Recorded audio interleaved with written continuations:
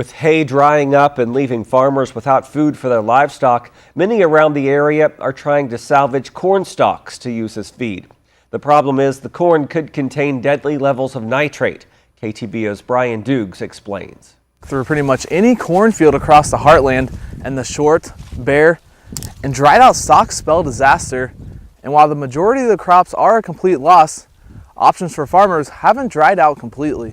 Corn is now being salvaged and turned into livestock feed, but damaged corn could contain high levels of toxic nitrates that farmers need to be aware of. Drought situation that producers think really hard about what they're going to do when it comes to utilizing their corn this year if they're going to do it for livestock feed. Basically, this corn and sorghum forage type thing that we've been testing tends to be higher in nitrates this year than in years past because of the heat and because of the drought. There have already been some reports across Missouri of livestock being killed by feed containing high levels of nitrate.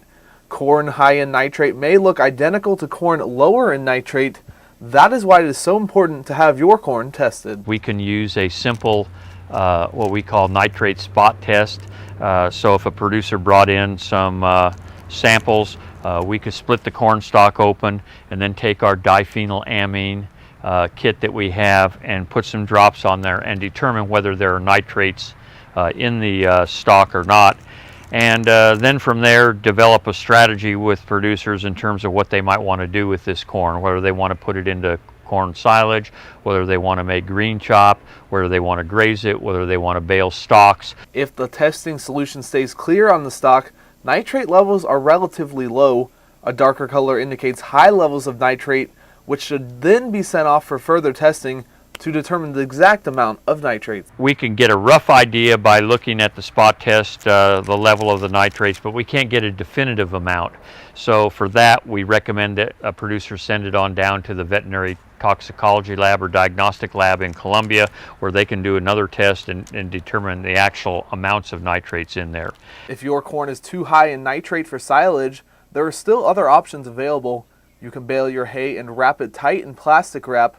That plastic wrap acts as a barrier to oxygen, not allowing it in and letting fermentation to occur. During the fermentation process, those high nitrate feeds can be lowered in nitrates because during the ensiling process, we'll get some of the nitrates used up during fermentation, and it'll lower how much of the toxic nitrates that are available to livestock. After 4 to 6 weeks of sitting, the fermentation process can lower the nitrate levels as much as half, making the corn safe for livestock feed. And although it will take months to figure out the true cost of this intensifying drought, one thing is clear: there will be plenty of pain to go around. Reporting, I'm Brian Dukes, KTVO News. When soaking rains eventually return to the heartland, the water won't clear up problems overnight. It takes the plant at least 5 days to convert nitrate to safer levels, and even longer if there are no ears of corn on the stalk. The University of Missouri Extension offices offer free nitrate testing. For more information, go to heartlandconnection.com.